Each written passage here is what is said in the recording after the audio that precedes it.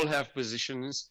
And what I have found quite astounding in the last, especially the last 3 years or so, is that there's some public intellectuals who come alive only when the U.S. Embassy has something negative to say about South Africa.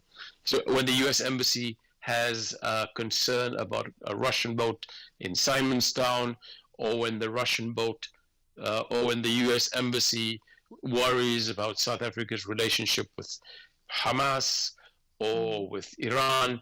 I mean, the point basically is the U.S. Embassy expects all their enemies to be our enemies. Mm. And there are journalists, very senior journalists, whom I worked with during the apartheid era in the parliamentary press gallery when they were on the white newspapers. And they're still today, they're still today writing as if the United States is the standard to which we should all live. Mm.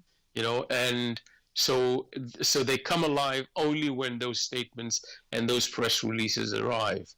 The same with, Institute of Security Studies. Whenever there's a report about something negative or something horrific happening in Africa, the Institute of Security Studies will go in there and write a report, and then some journalists, the same journalists, will latch onto it and write about it. So the point is, they reproduce certain, let me say, orthodoxies and things that are normal. So we normalize what the news is, and that news is what the United States does. Mm. Now, we shouldn't just say this about the United States. It happens everywhere.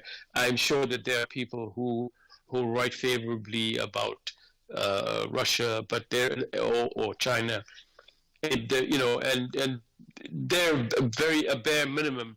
But the point is, part of the whole text is, part of the whole language is that if you have anything, let me give you an example. If I think I may have mentioned this in the Daily Maverick article.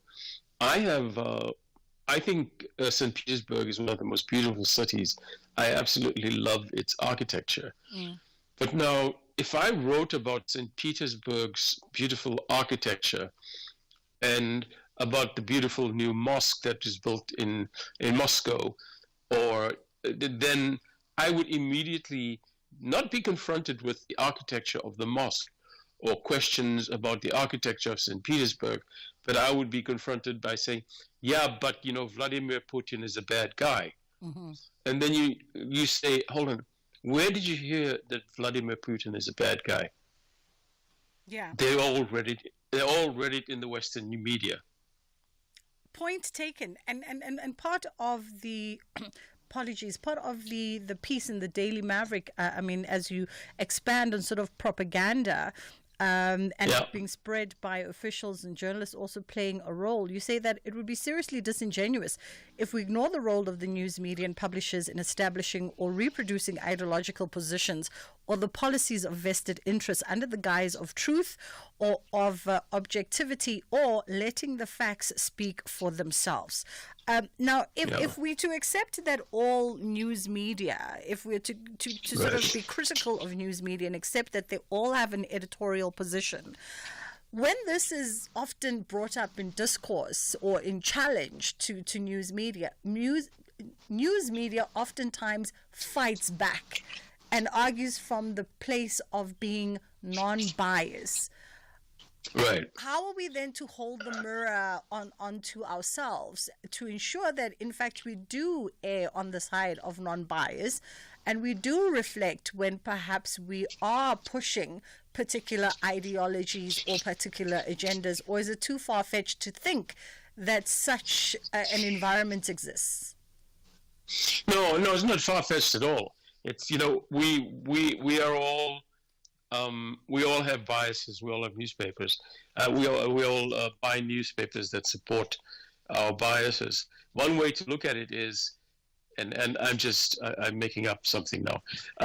If you buy the Cape Times, you'll read a certain set of news, certain news. If you buy the Citizen, you'll read news. If you buy Sowetan, you'll read. So each of those newspapers will write about the same story, but they'll write it in different ways. And if you elevate that to, let's say, let's take it globally, the Wall Street Journal will be read by liberal, economic, free market capitalists. That would be their Bible. Now, let me be clear.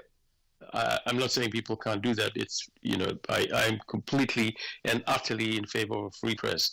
And my history and record in the 70s, in the 80s shows that.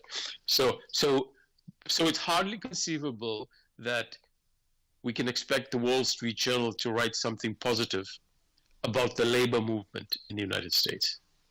So the same thing, and that is what makes our newspapers a little better.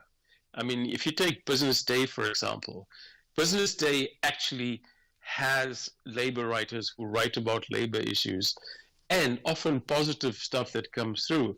Now, I should put in a disclaimer. I'm a columnist also for the Business Day, but if you read the Business Day, you'll find that there are comments by Duma Kabule, Niva Machetla, Peter Bruce. So there's a wide range, a spectrum of opinions. So they're doing a very good job then. And Sekuru Makur, the editor of the Sunday Times, is doing a really good job also at opening up the newspapers. But other newspapers are closing it down, the space, and becoming propaganda newspaper, becoming propaganda, vehicles for propaganda. Ishmael, and that's what's happening. Yeah, we just have to pause it there for a second. My apologies. The headline news is coming in, and we'll come back on the other side and continue. Thank you.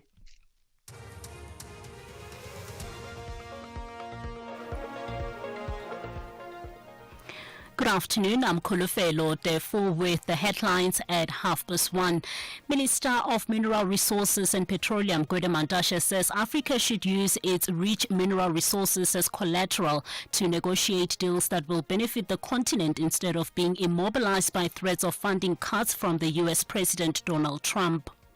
A community activist, Kgaugelo Mokgojane, has called on Eskom to review electricity tariff hikes to enable poor communities to afford electricity.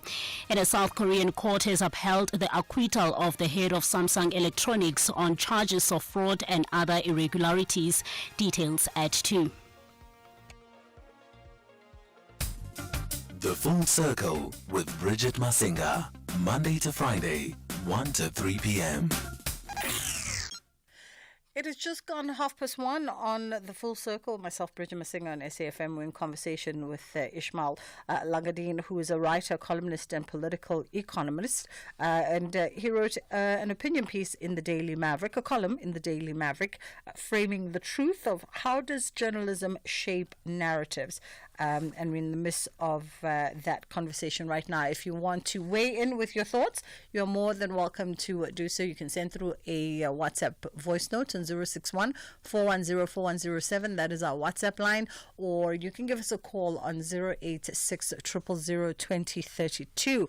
That is the number that you can call us in. In recent years, we've seen a lot of sort of media houses, news media houses, being challenged in the country, being challenged for their assertions and for their almost singular story narratives, which is something that you also bring up in this column. But again, there's very little sort of willingness to reflect back on why they are being challenged. And that causes one to be a little bit skeptical at times as well about news media to some degree. Well, there are two answers to that. You know, in all my years as a journalist and partially as an academic, is politicians love to say things, but they hate to see those things in print. Mm. And so that's what they fear the most. And the second thing is, you know, there's this. For example, the journalists didn't cause the violence and the destruction in KwaZulu-Natal in 2021. I think it was July. We didn't cause it. We reported on it, but we're being accused of being the cause of it, and that is where it comes in. You're not supposed to write about these things. That's the story goes, because when you write about these things, the villains are shown up to be exactly what they are, the villains, and that is when people get upset. So also people don't want to hear that they've done anything wrong. I think it goes down to the fact that very few people, and I say this with great humility, people in South Africa don't really actually know what journalism is. People don't know what journalism. We've known this since I was, from the Weekly Mail to the journal in the mid 80s to the mid 90s. People don't know what journalism is. Journalism, they look at an opinion piece and they get angry about it because it's not stating the facts. It's not stating the facts they want to hear. But that is an opinion. That's somebody's opinion. It's a writer's opinion. And that is why it appears on those pages. On the news pages, you have to remain true to the facts. Mm-hmm. And when you start disputing the facts, and that's where all these challenges are coming in. The challenges are, I've been a columnist, an independent columnist for 5 years now, and I honestly have had only one group write in to say I should retract whatever I wrote. Only one group. And my response to them was, okay, I broke down every single paragraph of what I wrote. Even though it was an opinion piece, I wrote down the facts upon which I based every comment. And I said to them, okay, which one of these facts do you want me to take back? And they went quiet and they didn't come back to me at all. And it was quite simple. It was a simple story. The simple story was, why are three men sitting doing a podcast about women's sexuality? Where are the women? Why must men sit around discussing women's sexuality on a podcast? That was the basis of it. Speaking of facts, though, it also seems in this piece, at least, it seems as though that becomes one of your bone of contentions when interrogating journalism and how it shapes these narratives, because you actually point out that we select facts and arrange them to tell particular stories. Correct, absolutely correct. This is I must confess, this starts. I brought this in from my academic work. There's a tendency, especially among I studied economics and all those things. There's a tendency to believe that facts speak for themselves. I disagree with that. I don't think facts speak for themselves. I think we select facts, and we say, here's Bridget, there's Ismail. See, we have a man and a woman, and those are facts. So it's a fact that men and women are equal in journalism. But those aren't facts. Those are not representative. Because let's dig down further and see a bigger picture. And then you make a decision. So people like to say, let the facts speak for themselves. No, we go looking for the right facts. We go looking for facts that speak for themselves, that tell stories. I remember when F.W. de Klerk came back from Ireland in 1992 or 93. I asked him at a press conference. I said, you mentioned in Ireland that black-on-black violence is the problem in South Africa.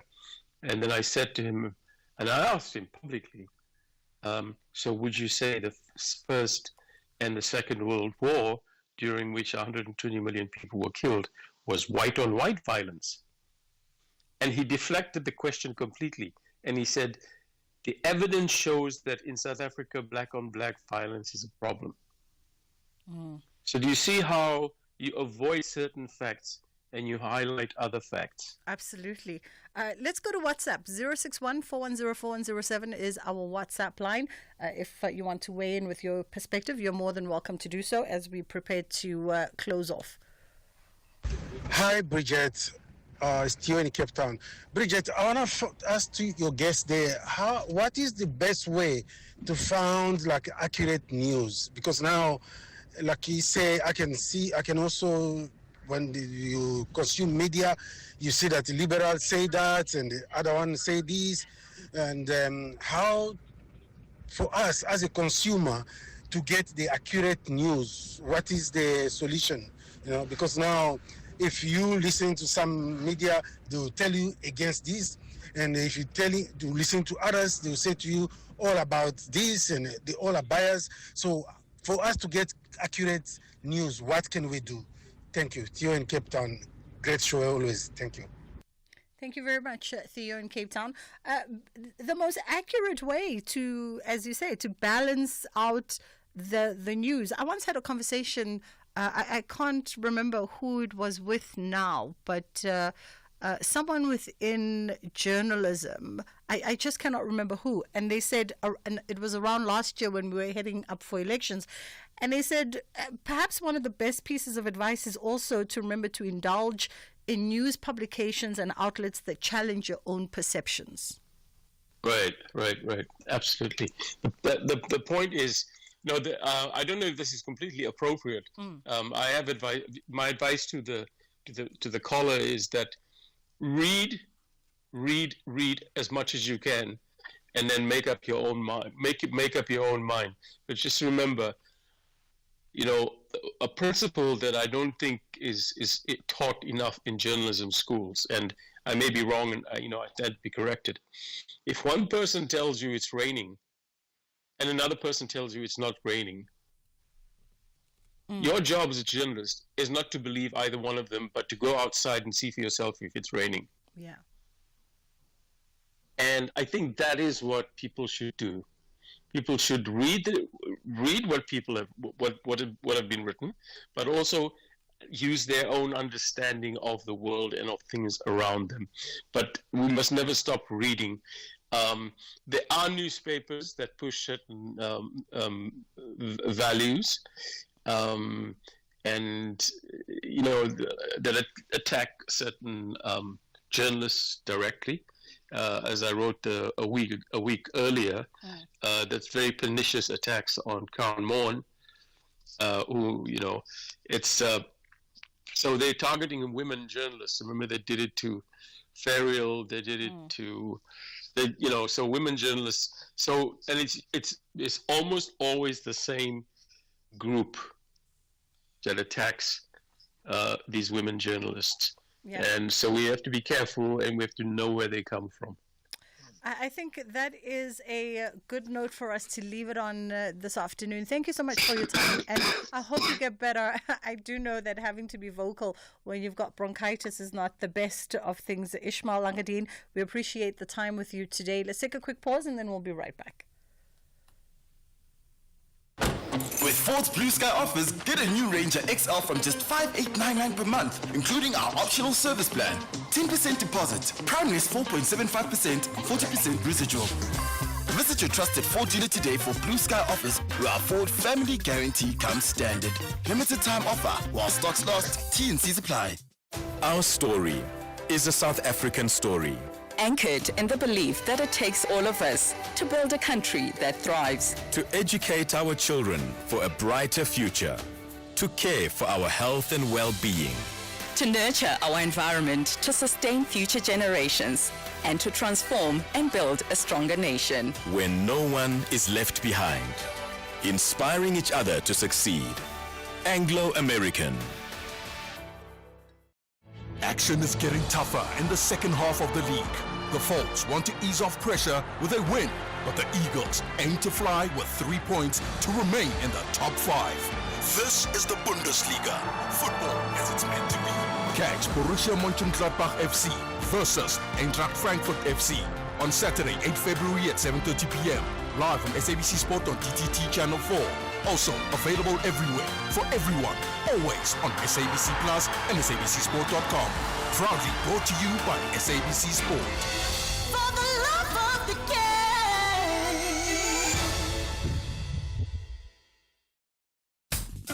The Full Circle with Bridget Masinga. Monday to Friday, 1 to 3 p.m.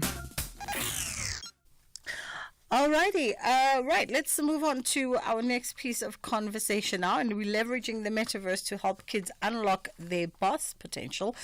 Bridget Ngadu joins us now, Executive Head of Segment Strategy and Client Value Propositions at Nedbank. And as South African families navigate the 2025 back-to-school season, the metaverse is emerging as a transformative platform that has the potential to completely reshape education in a world increasingly defined by digital innovation. How are you doing this afternoon, Bridget? So funny, my namesake. And yeah, good afternoon to you and good afternoon to your listeners. Thank you for the time. We appreciate it.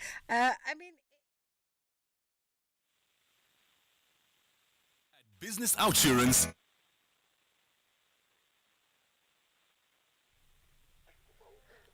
Apologies.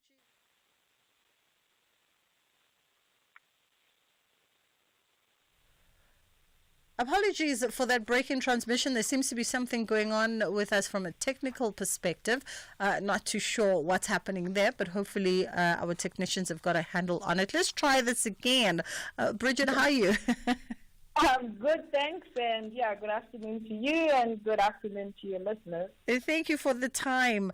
Interesting that we should be talking about, just leveraging the metaverse in order to help kids unlock their potential. And I say interesting because I think this is a conversation. We started talking about metaverse from sort of different perspectives about 3-4 years ago, but it still, to me at least, seems like a innovative technological advancement that a lot of people are still grappling to understand, myself included.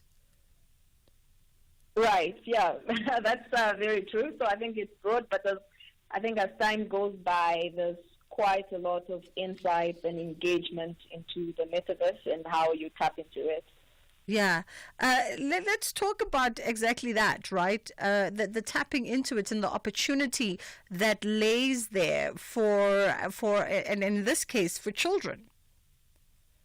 Sure. So I think for children, the opportunities are vast, but I think where I would like to zoom in is really probably the key, and I think it's probably a precursor to everything, is financial education for children. So really teaching children financial literacy does provide them with crucial money management skills that really endure throughout their lifestyle, their life.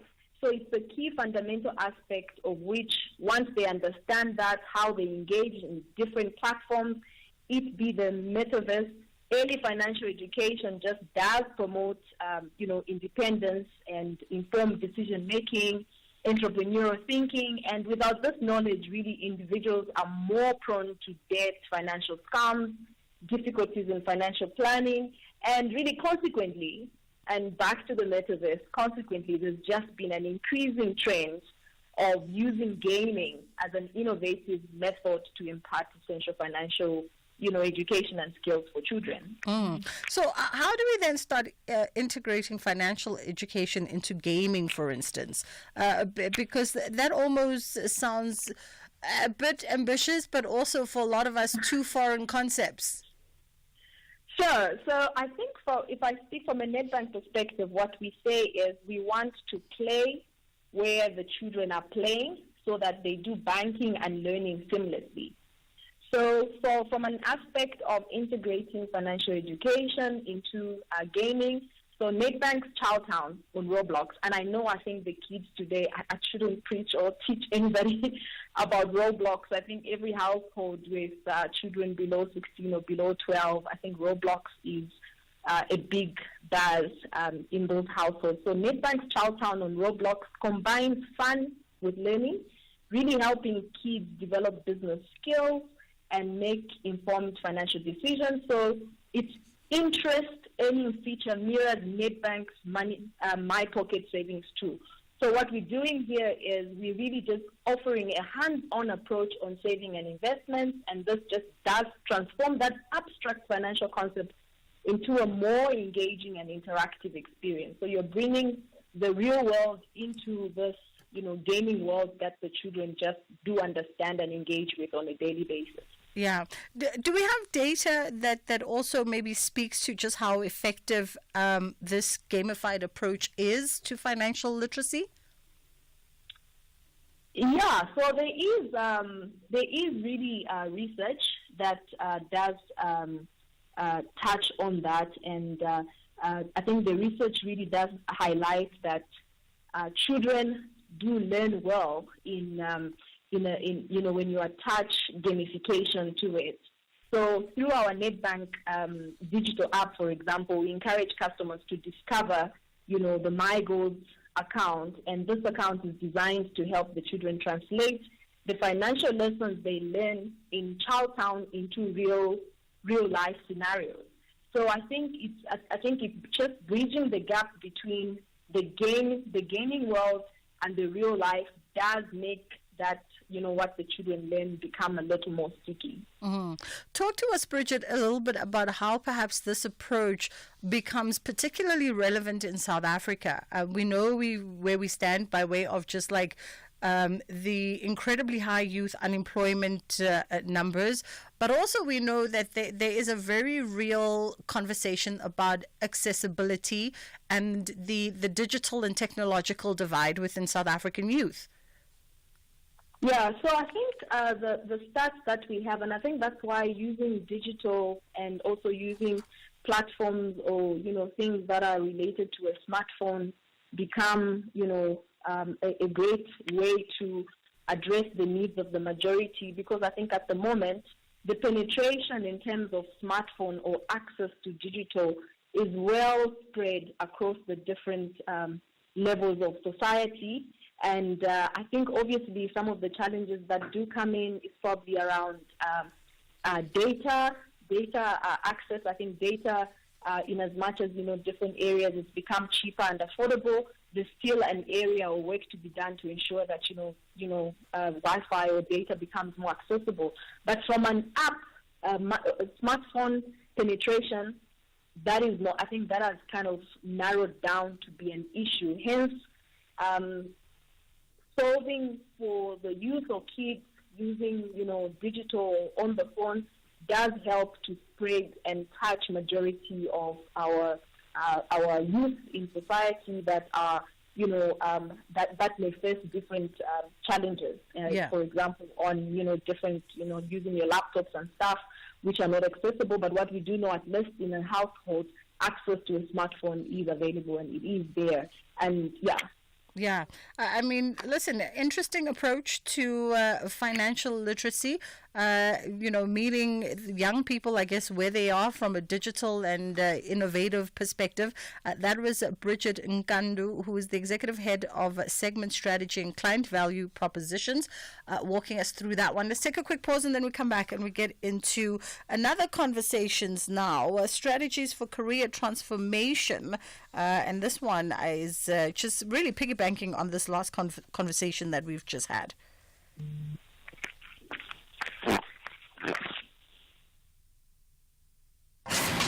Arts, culture, and robust conversations with Bridget Masinga. All right, we're catching up with Sinalo Mbambani, a design thinking coach at D-School Africa. And we know that South Africa's job market is facing a significant shift with 56% of workers actively seeking new employment opportunities. And the trend reflects widespread challenges in job satisfaction and workplace well-being. And this all raises concerns around productivity and employee retention. And we're going to be having this conversation now, just looking at ways perhaps that and strategies perhaps that can be deployed for career transformation. How are you doing this afternoon, Sinalo? Hi, Bridget. I am well. How are you? I'm great. Thank you. Thank you so much. I guess firstly, you are a design thinking coach. So let's get to grips with, what exactly is a design thinking coach? So design thinking is essentially a methodology that we use to help people problem solve in many different industries, areas, and with different problems.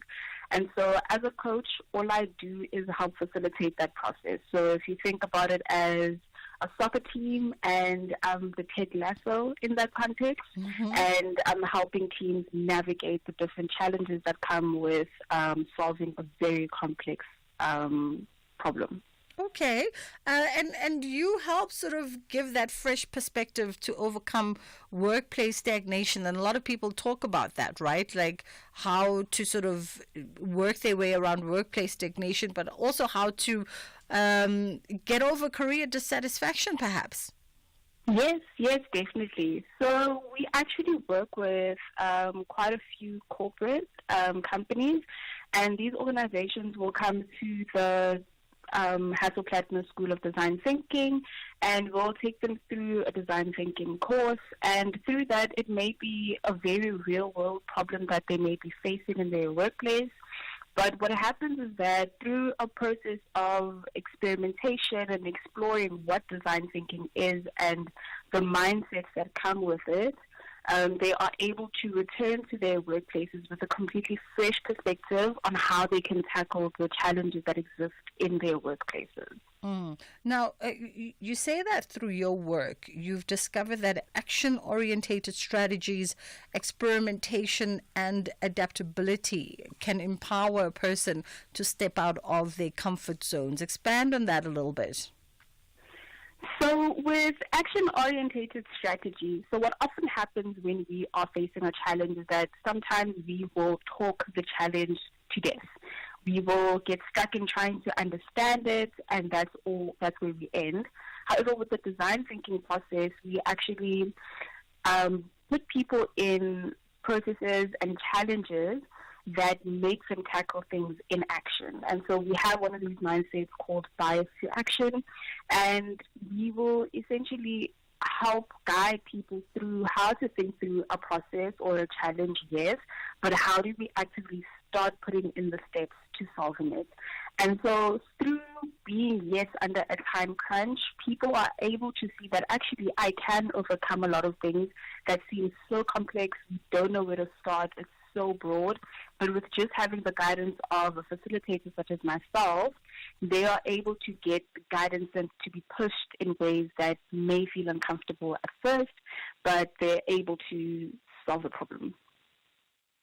All right, let's also talk a little bit about, career dissatisfaction. And you say that we can reduce this by shifting mindsets and reframing challenges as opportunities. Does this also speak to what you call bias to action, as you've just sort of introduced us to?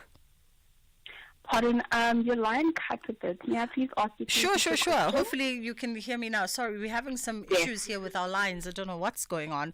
But you speak a bit about reducing career dissatisfaction by shifting mindset, reframing challenges as opportunities. Does this also somehow speak to what you've just sort of introduced us to? The bias to action concept. Yes, definitely. So I think. A part and parcel of being an adult is doing work that may not be completely entertaining all of the time. However, through these mindsets that we do speak about at the School of Design Thinking, you are able to you're equipped with an ability to look at the things that you are tackling and handling through a completely different perspective. And so the hope is that when you are empowered with these skills and these new mindsets, when you approach things that may leave you feeling unfulfilled or frustrated or dissatisfied at times, you'll be able to see the silver lining in these challenges, and that can hopefully change the culture or the way that you approach these particular tasks or problems. Yeah. A little bit of sort of last wisdom for folks who are being only just now introduced to the concept of design thinking. What advice would you give to those who are, in career transition, for instance, or trying to align personal values with their professional growth? Well, I would say that whenever you are doing something that you aren't familiar with or something that's completely unknown, you will feel incredibly uncomfortable, and anxiety and stress that comes with that is completely normal, and everyone feels that. And so I believe that through changing the way that you are approaching something, or at least being certain in the fact that you are giving yourself the right amount of skills and you are knowledgeable about the decisions that you're taking, you'll be able to approach this new change and this new challenge in a way that makes you feel far more empowered instead of feeling inferior or incapable of taking on this new challenge for yourself. Sinalo, we appreciate the time with you this afternoon. That was Sinalo Bambeni, a design thinking coach at D-School Africa. It is approaching it's approaching 2 o'clock rather, and Khulufelo Tifo is standing by with your top of the hour news. And remember that essential cover from Outsurance pays out claims in cash, allowing you to choose your own panel beater. Simply SMS card to 43187 now.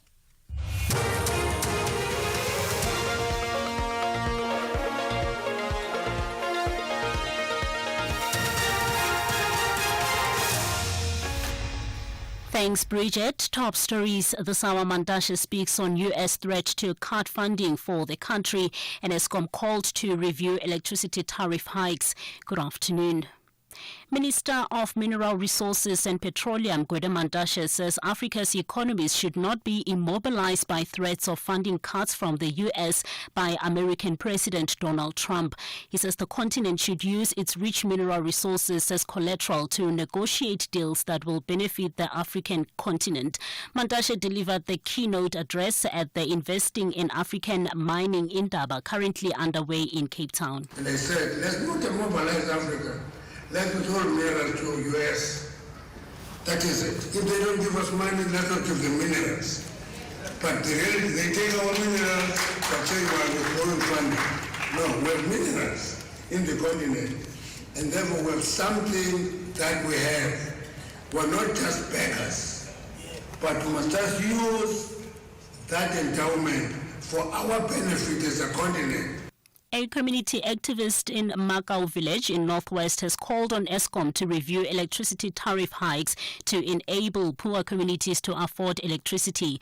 Hawale Mohojane is making submissions at the Human Rights Commission's inquiry into the impact of load reduction on human rights. The inquiry follows complaints that poor and historically disadvantaged communities face more load reduction despite a reprieve in load shedding.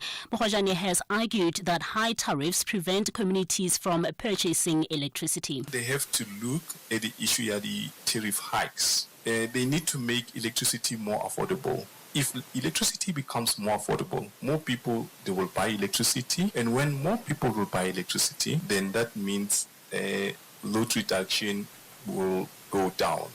Motorists will have to dig deeper from Wednesday as the price of petrol and diesel are anticipated to rise substantially. The data from the Central Energy Fund points to a petrol increase of between 75 cents and 81 cents per litre.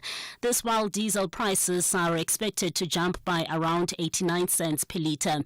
The Department of Petroleum and Mineral Resources is expected to announce the fuel price adjustments for February imminently. Economist Davirud warns motorists to brace for a hike of between 80 cents to R1 a litre, while another increase could be on the cards for next month. And unfortunately, looking at what the exchange rate of the rand has been doing the last couple of days, if the rand remains where it is at the moment, I'm afraid another increase can be expected next month. But of course, that is another 4 weeks away still. But for now, expect an increase of close to about R1 a litre. Johannesburg Mayor Dada Morero says the first phase of the Lilian Ngoyi, formerly Bree Street rehabilitation, will be completed in August this year. Morero was briefing members of the media on the progress made on the 200 million rand and repair project. The Lilian Ngoyi Street caved in after an underground methane gas explosion, leaving one person dead and 41 injured in July 2023. The repair project has been marred by delays following a dispute between the city and the contractor. Morero says the dispute has since been resolved and a new company has started. We are committed to ensuring by August to deliver it. The total cost in relation to this project is 194 million, and we hope we'll deliver it within budget and not go and escalate costs. That is why we ensure that the contractor on site sticks to timelines. Of course, there's been delayed because he only started in November. But where we are just now, at least cashed up at about 15% of the 20% required on work. And finally, a South Korean court has upheld the acquittal of the head of Samsung Electronics on charges of fraud and other irregularities. Prosecutors accused Lee Jae-yong, South Korea's most powerful businessman, of breaking the law while orchestrating the merger between two Samsung firms. The BBC's Suranjan Tawari has the details. Lee was cleared of the charges in a trial last year, but prosecutors appealed against the verdict. The Samsung executive chairman has denied any wrongdoing. He didn't answer any questions as he left the court in Seoul, but his lawyers told reporters they sincerely thank the court for its wise judgment. Samsung Electronics is the crown jewel of South Korea's sprawling Samsung Group, but it's facing growing competition and has warned of sluggish sales of its artificial intelligence chips this year. The top story this hour, Minister of Mineral Resources and Petroleum Gwede Mantashe says Africa's economies should not be immobilized by threats of funding cuts from the U.S. by American President Donald Trump. Headlines at 2:30 for SAFM News. I'm Kolofelo Defo. Of course, that was the news for this hour. Theft, accident and 1 million rand liability cover, all covered by OUTsurance Essential. And you can get yourself a quote today by simply SMSing car to 43187. It's the month of love, and it's time for you to find the perfect low-cost insurance match for your older car, that is. With OUTsurance Essential, you get up to 1 million rand liability cover. So if you cause an accident, the other car could be covered for up to 1 million rand. Add motor warranty, which covers you for mechanical or electrical breakdowns. Get saving with OUTsurance Essential for unfinanced cars that are older than 5 years and valued at less than 130,000 rand. Simply SMS car to 43187. That's car to 43187. OUTsurance is a licensed insurer and FSP, and T's and C's always apply. Are you looking for the best spectacle and sunglass deal? At Specsavers, get a free pair of branded prescription sunglasses up to 3,200 rand. Affordable eye care, Specsavers. T's and C's apply. At Business Outsurance, ensuring your business is our business. Switch to Business Outsurance today, and you could get a massive 20% discount on your business insurance premium. Get affordable cover to protect your business against everyday risks. Get the best business insurance at the best price for your business. SMS quote to 43328. That's quote to 43328 to switch and save today. Licensed insurer and FSP. TCs and information online. The SAFM Playwriting Competition is closing on the 3rd of February 2025. Explore the theatre of the mind and write your 60-minute radio drama play and email it before 5 p.m. on the 3rd of February 2025. Late submissions will not be accepted. For further information about the competition, visit safm.co.za or send an email to drama@safm.co.za. SAFM, leading the conversations that move us. The Full Circle with Bridget Masinga. Monday to Friday, 1 to 3 p.m.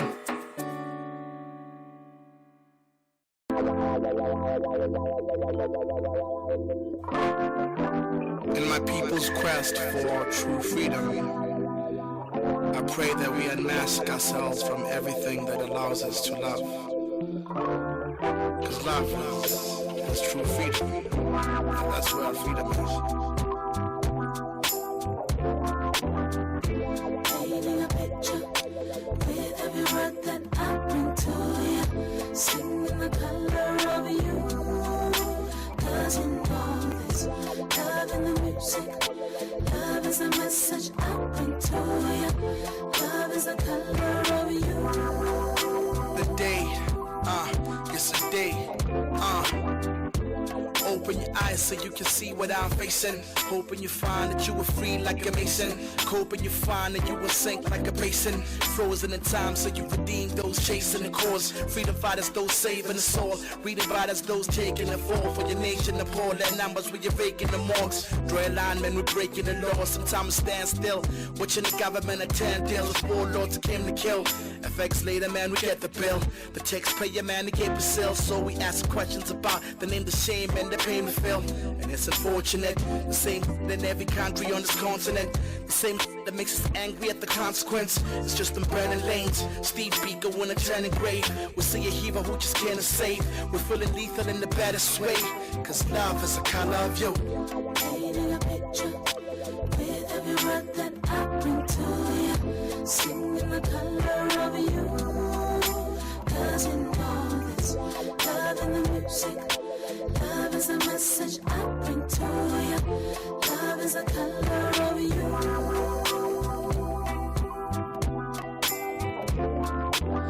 Every song that I sing is a portrait of freedom that love can bring.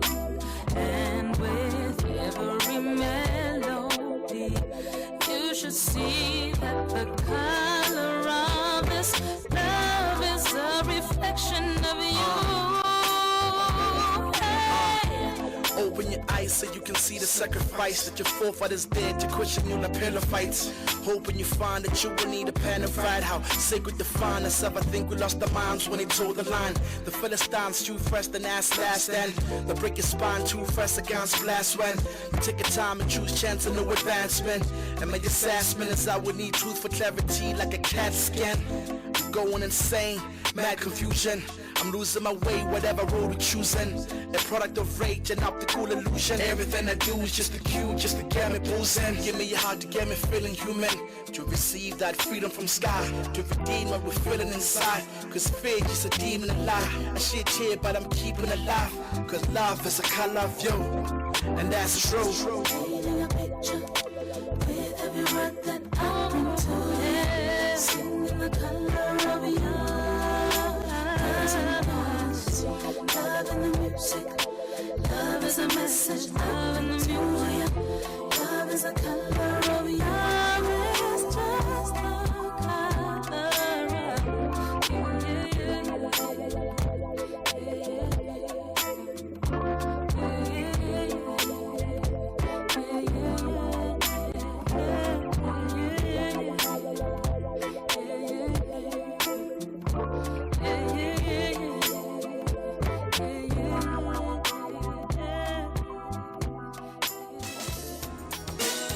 SAFM, playing the music you want to hear.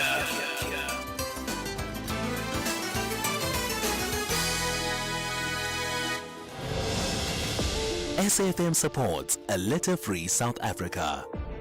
Play your part in keeping our surroundings and environment clean. SAFM, leading the conversation.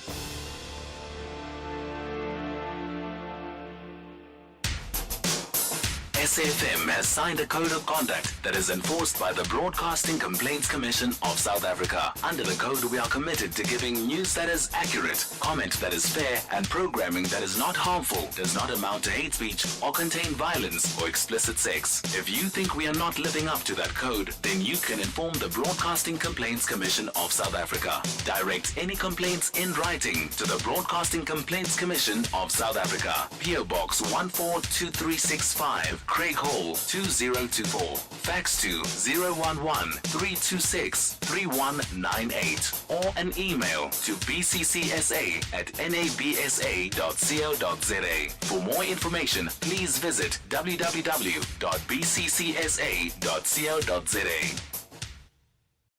The National Pulse, weekdays, 3 to 6 p.m.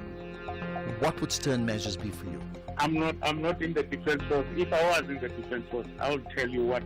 We're going to make sure that we attack all the bases where M23 is being trained in Rwanda. All the places where the weapons are being supplied from. We will destroy them. We will destroy them. There is no question about the fact that today Kagame is more arrogant than ever before. He can attack South African soldiers. What we saw there, it's not a ragtag army. It was the Rwandan regular forces which attacked our people in the DRC. General Mojo Motau, retired South African Army General. You're listening to the National Pulse on SAFM. Missed it? Find the podcast at safm.co.za.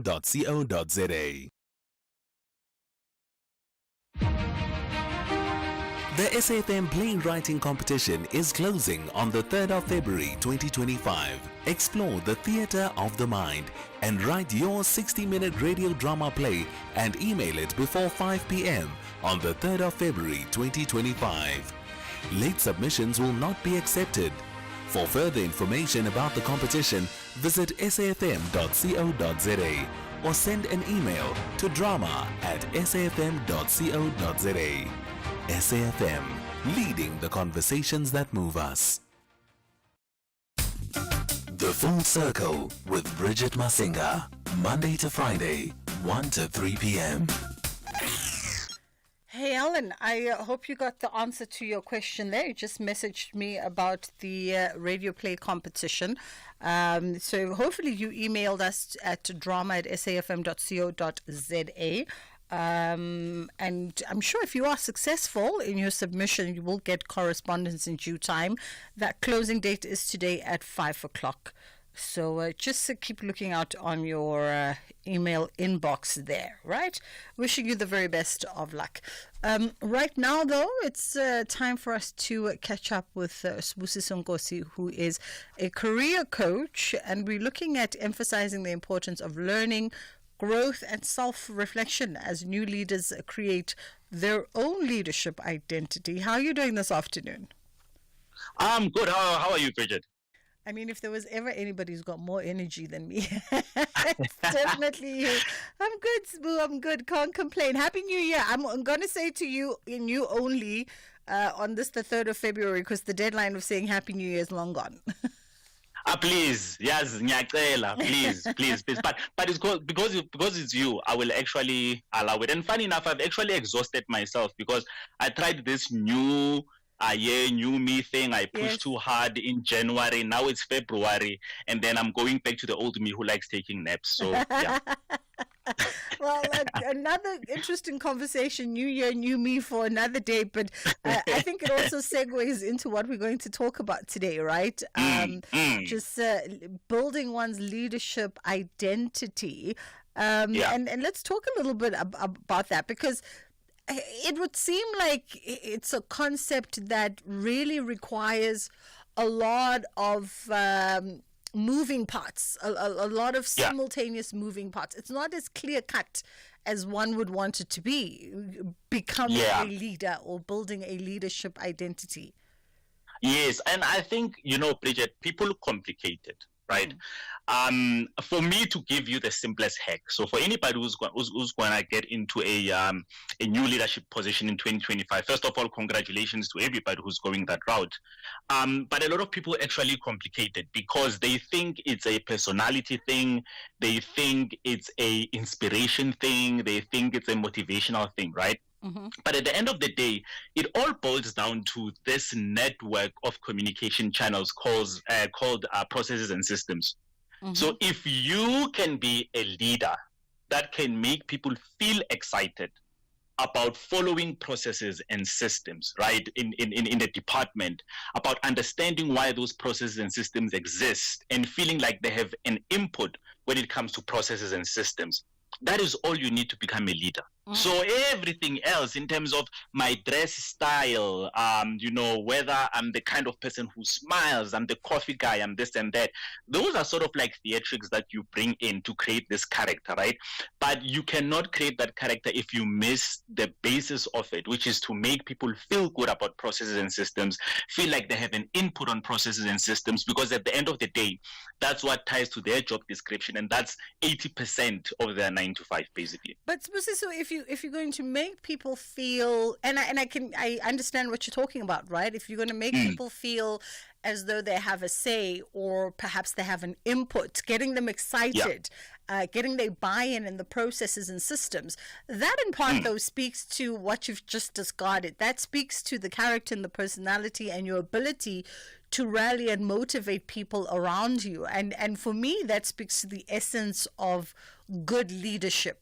Because you can have all the basics by way of systems and processes, but if you don't realize that you're dealing with humans, and so you must have a human-centered approach, you're never going to get anybody to adhere or deliver or function optimally, even if you have all the best systems. Yeah, but you must remember, first and foremost, your job is not to be popular. No, not to be as a popular. leader. I mean, having a personality and being motivational and having some sense of humanity is not a popularity thing.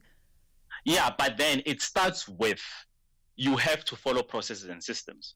Otherwise, we don't have a department. We don't have the departmental results. So all of the toppings that you're going to put, they need to sit on the basics. Otherwise, whatever character you are creating, whatever persona you are bringing on board, whether you're saying my management style is much more relaxed, my management style is strict, my management style is that I push, my management style is that I inspire.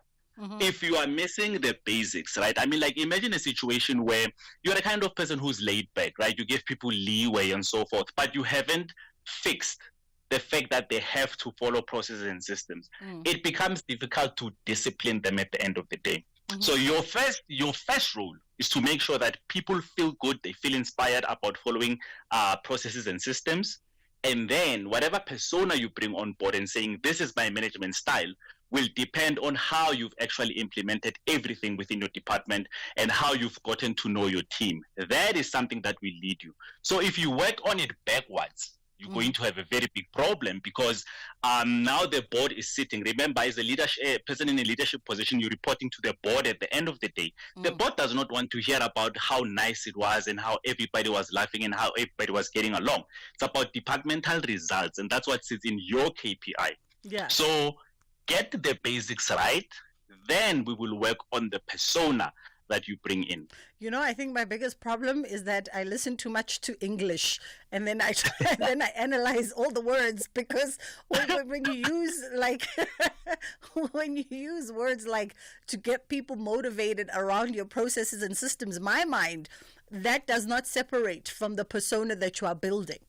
You know what I'm trying to say? It does. Yes. In my mind, I'm like, yeah, okay, so the two go hand in hand, because in order for me to even know the basics protocols of radio and how radio works, I need to have a respect to listen to you, induct me into it, listen to you, share your experiences with me. And that comes from first and foremost, I must have a respect, and you must motivate me. Yes. You know what I'm trying to say? I think that's my problem. It's the English. Yeah.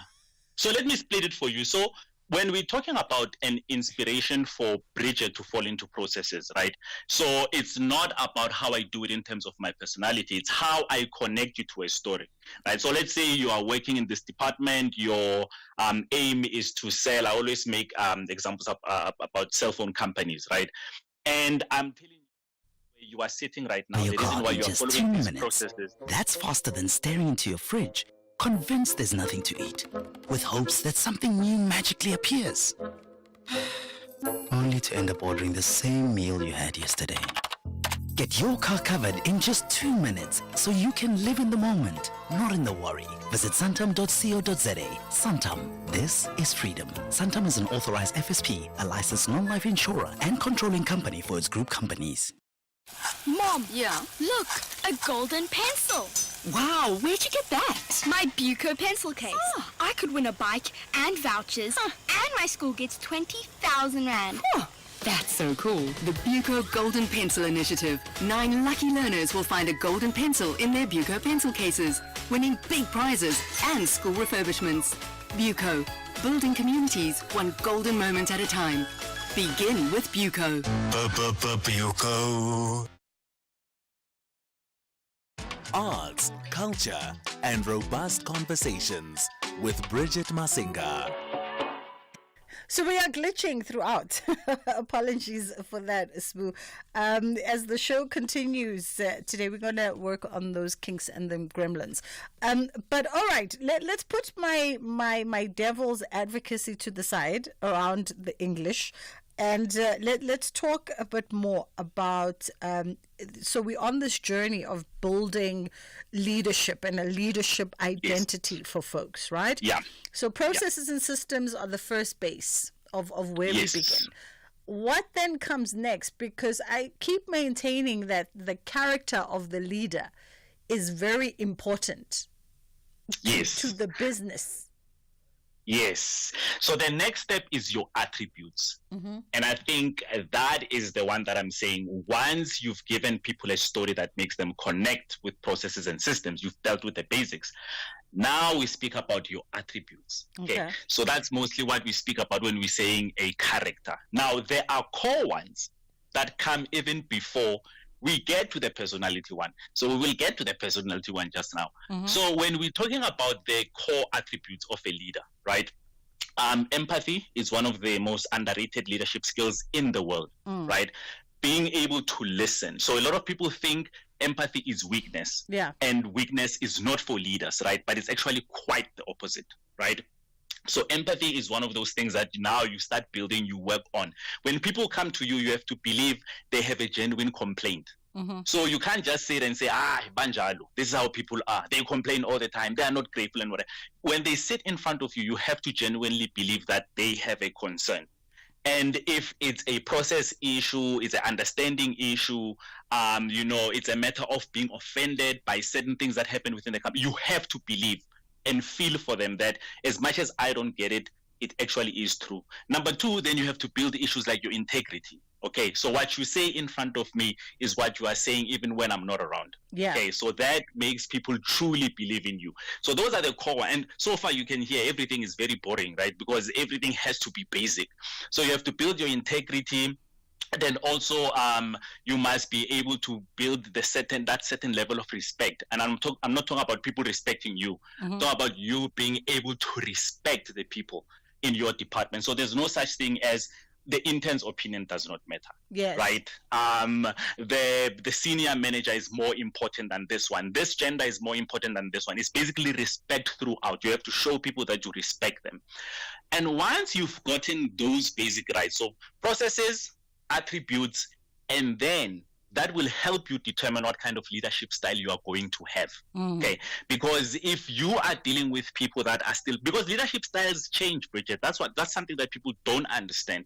There's a season where I'm pushing and then I'm sort of like a slave driver. There's a season where I'm very relaxed, and it depends on what's happening in my processes and systems as well, right? So if people are still far from understanding processes and systems, I have to sort of like sit on them all the time, make sure there's training initiatives, but at the same time I'm also trying to inspire them instead of boring them and saying you have to follow processes and systems. Like I give them their own story that connects with that. Yeah. And that is my season for being the kind of manager who's a leader who's hands-on, who comes in, asks questions, and then we push, right?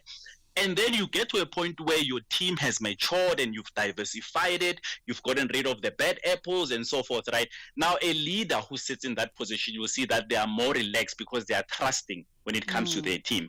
So you don't pick one management style and sit on it. That's why I'm saying the issue of processes and systems is actually very important, because as a leader, you keep auditing those processes and systems as well, right? So if you can direct them and influence them and change them into the right direction, that will tell you what kind of leadership style you should have. Interestingly enough, as you talk about sort of the key attributes, empathy, integrity, and respect, a lot of leaders or people in leadership positions lack that.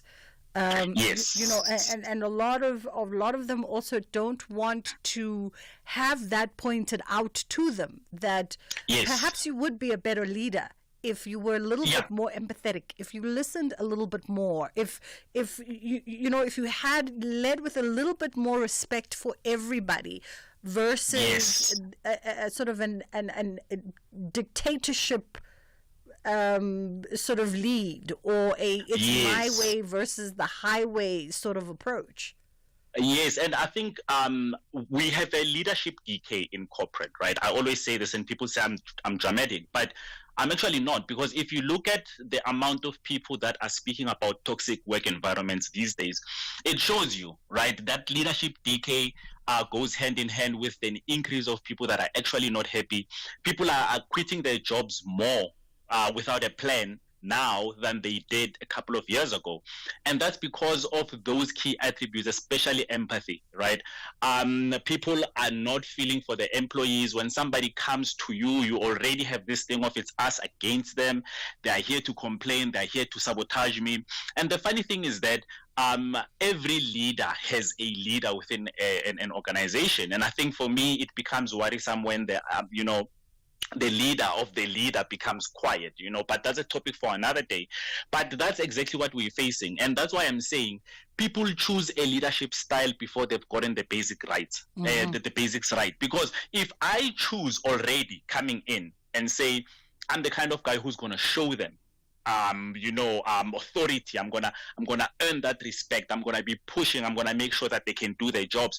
But you come in not understanding that there's a big decay that's already happening within processes and systems that creates an even bigger connection, right? Because at that moment in time, you'll realize that the leadership style that I came up with is actually not going to work, because now it's time for me to actually, be empathetic, because the problem is not them. The problem is the processes. So I need to go down to the ground and start building processes with them before I can figure out what kind of management style I'm going to have. Because you must remember, your leadership style has nothing to do with your everyday personality. So you are not changing yourself.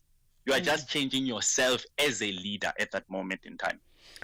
Well, listen, some sage advice, and hopefully some folks who are getting into their new seats as leaders, or those who've even been in their seats but maybe haven't held that mirror of self-respect,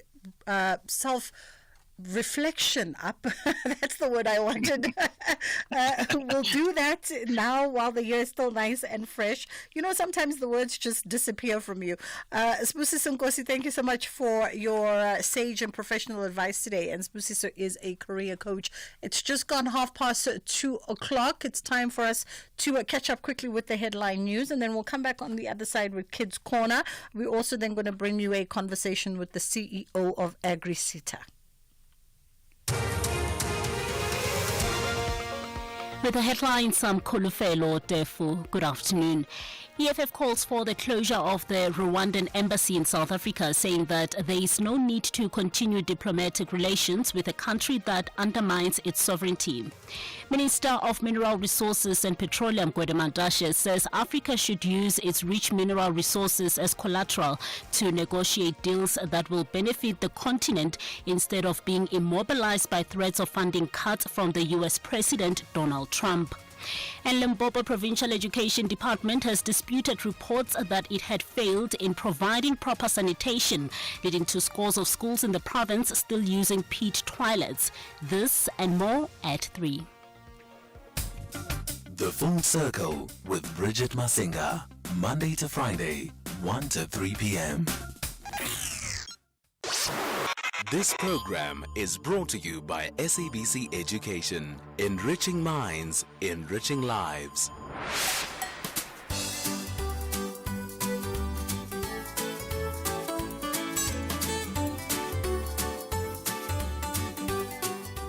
My name is Emma Ramad. I found my new grade. It was so interesting. Yes, I am coping with the grades work because some of the work is something I did too. The extra support that I need to make new grade easier is for my confidence and faith. Up to so far, I have not seen anything challenging about the grade. Yes, my teacher makes learning easier because if I don't understand, she explains until I understand. Hello everybody, my name is Karabo Maleba. I'm currently finding the new grade that I'm in this year kind of complicating due to the fact that I have to start adjusting to the new concepts in the subjects which I'm doing. I am currently coping quite well with the new grades work due to me doing subjects in which I revised last year, and we're still busy with revision currently, just reminiscing what we have done last year. So I find it quite okay when it comes to coping.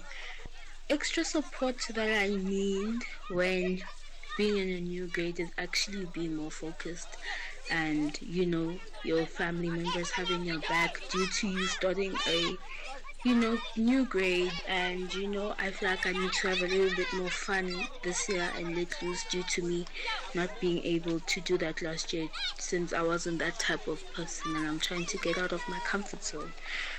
Something challenging about my grade is that I need to start doing a lot more writing. My teachers do make learning easier due to them trying to make us feel comfortable in our learning spaces, playing games with us, trying to communicate with us when we need help. And the little games that we play that are based on the subject that we're doing at that time, and a little bit of research, and they let us use a bit of AI when it comes to certain group projects or group work. Thank you for listening. Bye. Hi everyone, my name is Yolanda Mzobe. I am 11 years old. I am finding the new grade that I'm in now very good and so exciting.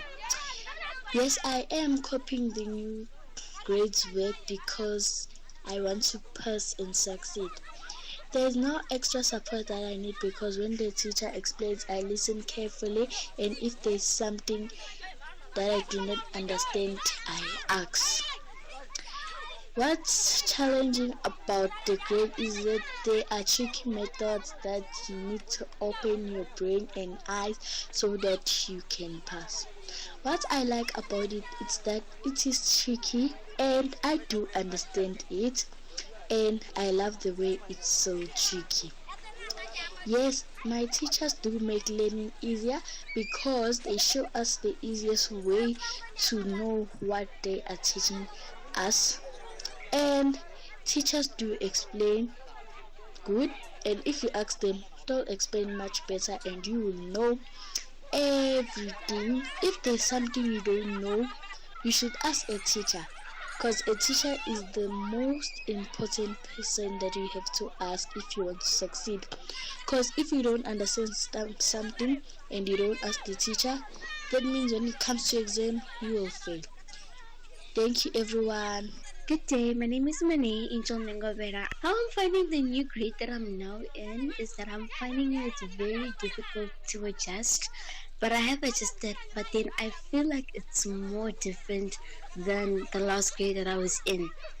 I am kind of coping with the new grade's work, but the extra support that I need to make my new grade easier is to have a schedule for my subjects, like a timetable, study timetable, where I get home and I revise on the work that I did today, and then I know that I will not forget it. And also prepare myself for monthly tests that are going to be starting anytime soon.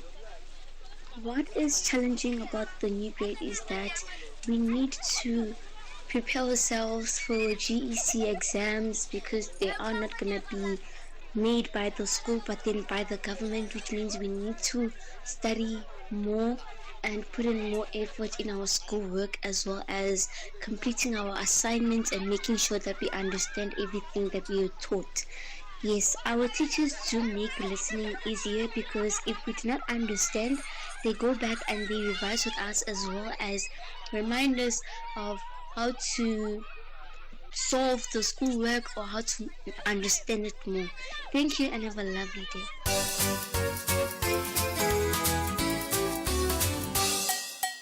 Hello, friends, and happy Monday.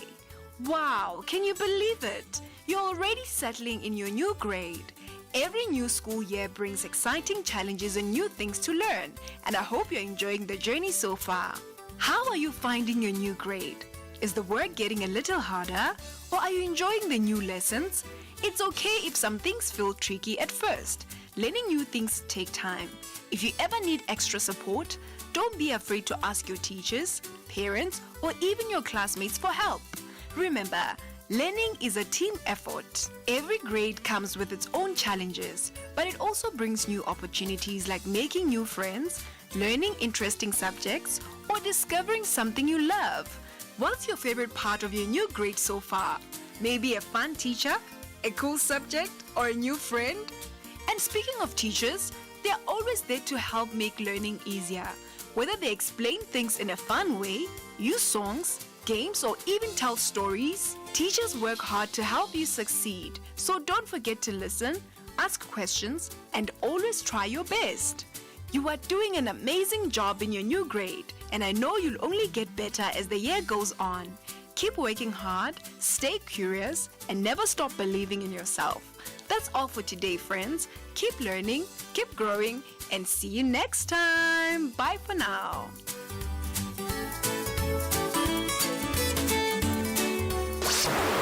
This program was brought to you by SABC Education. Enriching minds, enriching lives. The Full Circle with Bridget Masinga.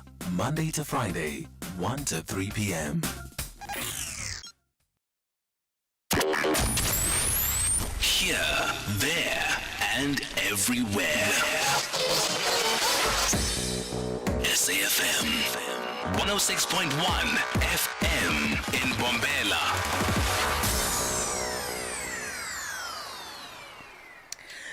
It's just gone 3 o'clock as we prepare for the final stretch of the show.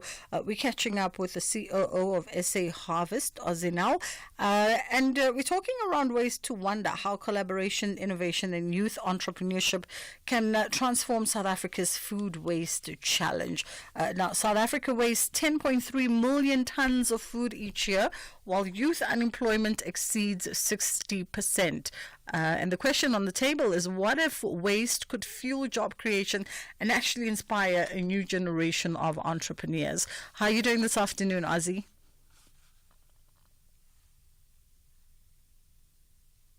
We're still just trying to secure that line with Ozzy, and he should join us in just a moment. Ozinal is on the line now, COO of SA Harvest. How are you?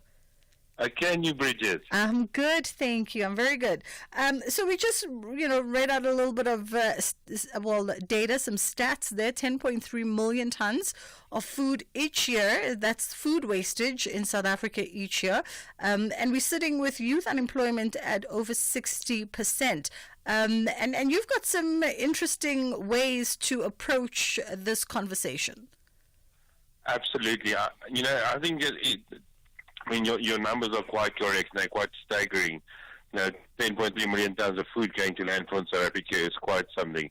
And then unemployment of youth, absolutely frightening at this stage. But, if you look at the food value chain, it is so complex. And there's different areas where food goes to waste. That, when solving for redirecting this food, you have to really think out the box. And that's why Dr. Nadine, the professor at the Pretoria University, and what they've been doing around upcycling is really something special. And that's why SA we were so keen to get involved with them.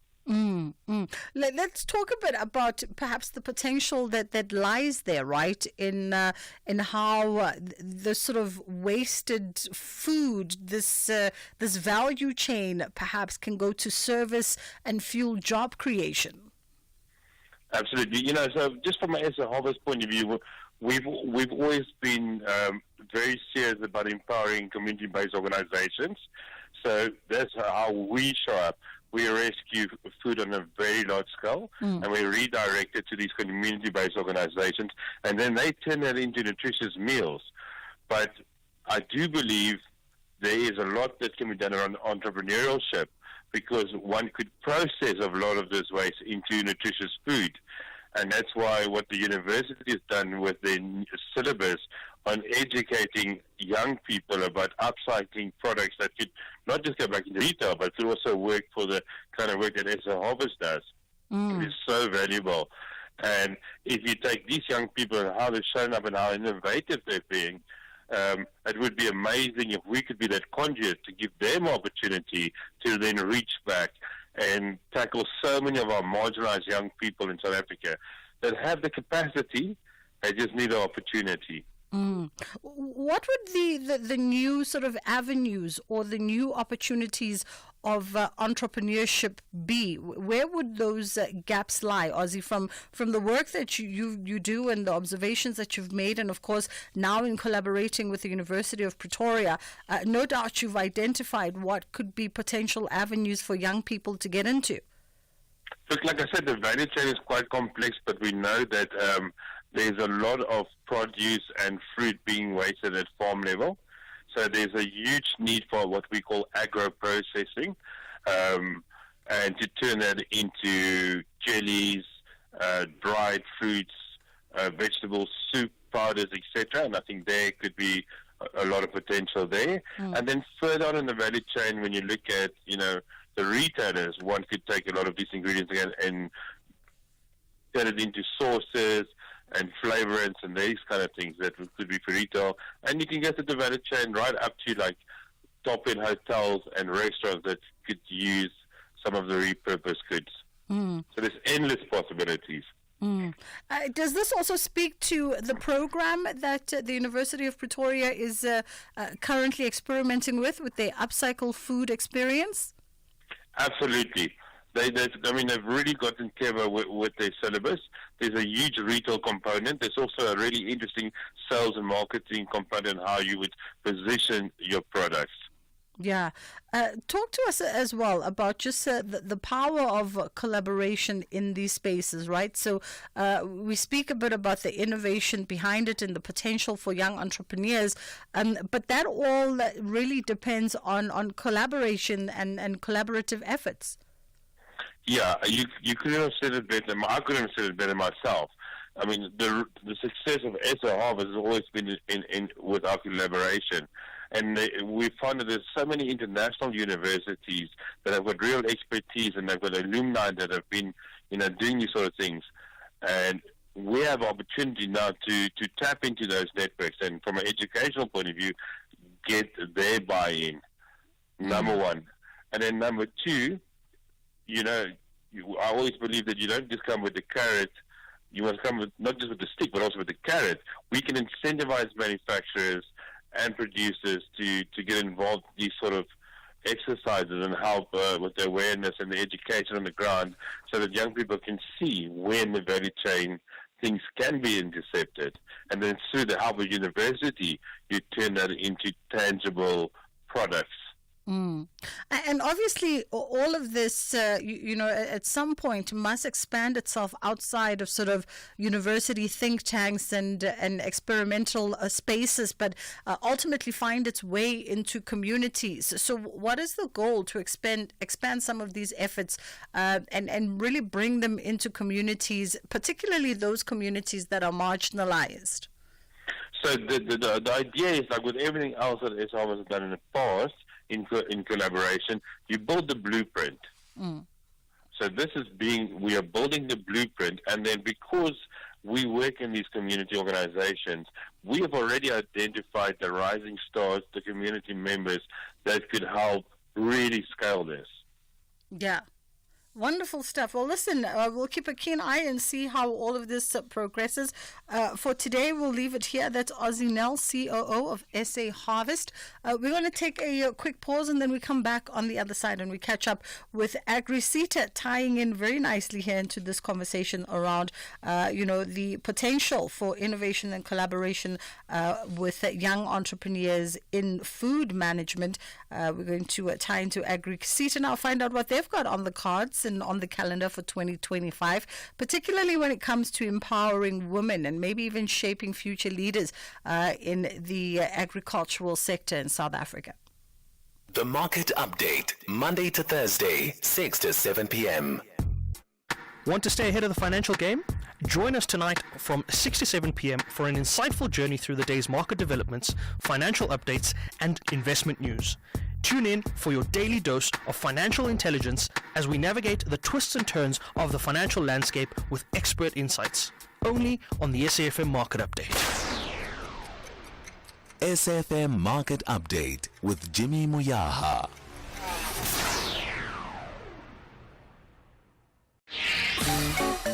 You are listening to The Full Circle. All right, our final conversation now, we're catching up with the folks from AgriSeta, and we are chatting to the acting CEO, Fanny Petla, who joins us on the line.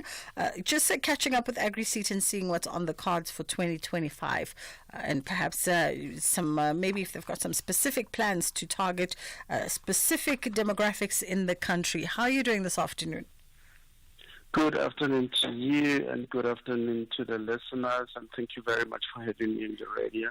Only but a pleasure. I mean, we've just jumped off a conversation with SA Harvest. I'm sure an organization that you probably would be familiar with given the work that you do.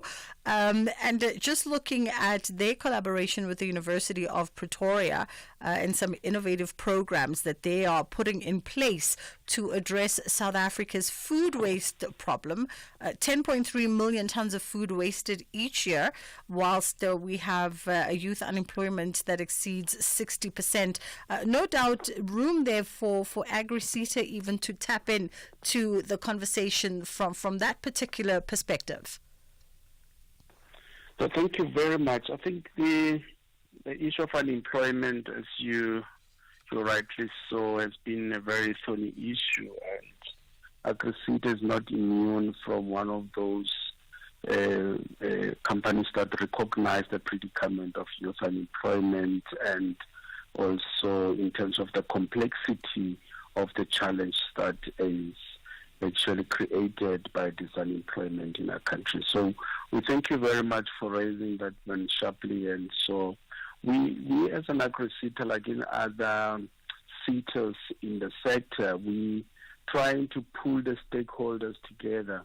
And because we are working in silos as we speak, and you find people are putting a lot of resources in a different direction, but parallel to that is somebody else putting different resources, and you find they are not finding each other in terms of synergy. So all what we're doing now is to work with those universities whose programs are focusing in agriculture, and try to tap into each other's efforts and how to address youth from academic perspective, right away in the value chain matters, and how do the learners find themselves in the world of work and coming out from the universities, and how do we then support them in terms of exit strategies from universities into the workplace. And that is what exactly we are trying to do. We're trying to work around the collaborations with universities and try to find each other in that perspective. And speaking about sort of remaining steadfast in your mission to develop a skilled and capable workforce, let's reflect a little bit on 2024 and perhaps maybe even some of the focused programs that you've had in place over the last 5 to 7 years, and the kind of results that you've yielded from that focus.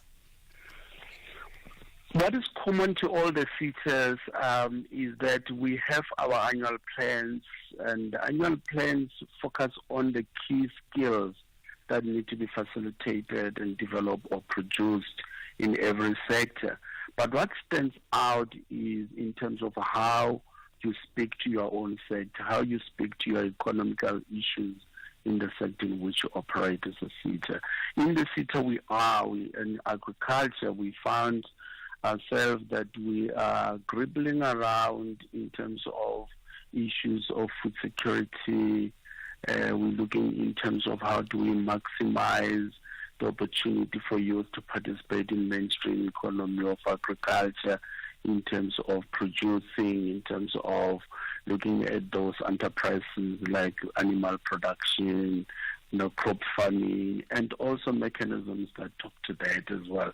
So as an agri-SETA, we come from 2024 where we have celebrated, some of the symposium. I think you have talked to that as well, Agri-Edu Symposium, where we managed to get the university together under one roof with the employers or business sector and the government sector as well. So because our belief here, the prize that we wanted to come up with here is how do we begin to talk to synergy issues in realities? And how do you look in those practical steps that we can enable the learners to cross those rivers or obstacles into the world of work and so on. So the employers were there to enfranchise learners with opportunities to come to their workplaces. The universities were there in terms of relaxing or reforming their curricula to enable learners who want to pursue from colleges into the university programs and so forth. But the government was also in the midst also to come up with an enabler or becoming an enablement in terms of looking at the policy perspectives to enable those areas so that we can have seamless movement of learners across all the spectrum. I mean, I know it's not necessarily your arena of focus, but as you've just sort of touched on the reflections, and one of the things you mentioned is, a sharp focus on the issues around food security in the country. There seems to be very much a missing gap in the value chain of conversation of the agricultural and food sectors and all the various stakeholders. Because on the one hand, we have this burning conversation around food security in the country, but we know that we also overproduce, so we do have a surplus. And then on the other end of the spectrum, we know that we have quite a huge wastage as well. This to me almost highlights that everyone is working in their separate silos and there's no really convening and coming together of ideas in order to have a 360 dynamic approach. Yeah, look, you've touched it. I mean, the equilibrium between oversupply of food and on the other hand, you're talking about food security and the risk of having no food and so forth. It needs to find expression in terms of what is the central issue around the talk of food security. Remember, when you talk of that, you can't leave out the means for production. And the means for production come from the practice, come from, the skill sets of it and the knowledge part of it. And then how do you accumulate knowledge? How do you facilitate the acquisition of skills around it? So that is a systematic issue that needs the institutional arrangement across the departments, across learning institutions to provide the communities of South Africa with proper skills for production.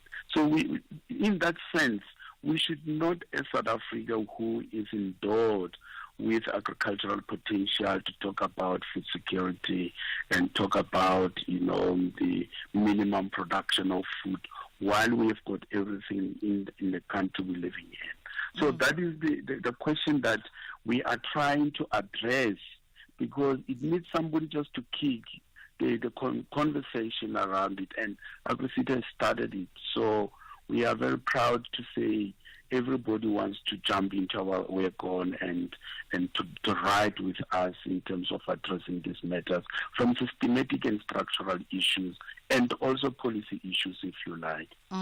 Let's touch a little bit as well about AgriSETA's commitment to gender equity in agriculture.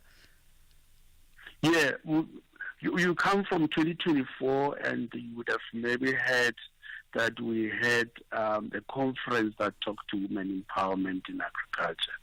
And that, unfortunately, I'm not the woman. I wasn't in the structure, but I heard that it was a lot of enrooting around footprint issues, around market access, funding, resource mechanisms that were talked about, and opportunities in agriculture, putting up the blueprints into the agriculture, developing networking, identifying potential funders, and so forth. So for me, those are building blocks in terms of sustainability for women empowerment. And if that can actually be supported by all walks of life, meaning the departments, people coming from resource-based enablers of market entries, giving bursaries, program of learning, initiatives that talk to women in terms of cooperatives building and so forth. So those will unpack and crack this wall of women empowerment, that the barriers towards women empowerment and enabler for women to thrive in the agricultural sector. Just in our final minute with you, Fanny, perhaps looking ahead into 2025, what is AgriSeta planning on focusing its attentions on this year? Apart from that, we have got our annual performance plan and looking at the mid-term review given by the government, and then all those national priorities that we need to meet. We are also, from our own perspective, try to enhance our footprint. We came up to a point then we understand that agriculture was not necessarily the second choice for youth, was not the second choice in the schools, primary schools, secondary schools, up into the ladder. So we are trying to give a perspective to the sector to say agriculture is a choice, that agriculture is the way to go in terms of fighting this enemy of unemployment and so forth. So in this 2025 lying ahead of us, we want also to close the gap amongst the role players, close the gap and encourage them to work together so that we don't seem to work in silos, we don't embrace the silo going in life. Also, we have to leave it there for this afternoon, Fanny. Thank you so much for the time. Unfortunately, we fast run out of it. Ashraf is standing by already with his team to lead you into the afternoon's news as we unpack all of those rolling headlines. So much to discuss and unpack today. The developments between South Africa and the US of A, I'm sure, is a burning topic that a lot of people want to weigh in on, of course, and just domestically as well. There's a lot of domestic issues that we need to cast our eyes on. From myself and my team, we thank you so much for taking a breather with us during 1 and 3. We will see you tomorrow. Inshallah, God willing, we get to do it again.